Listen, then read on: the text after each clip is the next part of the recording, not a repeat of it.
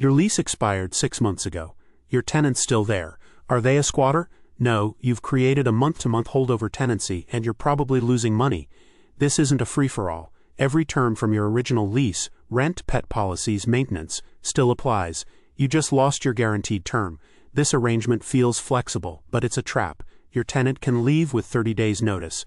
You, however, might need to give 60 or even 90 days notice to terminate, depending on your state and how long they've lived there. Imagine needing to sell or raise rent, only to find you're legally obligated to give 2 or 3 months free occupancy. A landlord in Portland recently learned this the hard way, losing $4,500 in potential rent while waiting out a 90-day notice period for a tenant paying below market.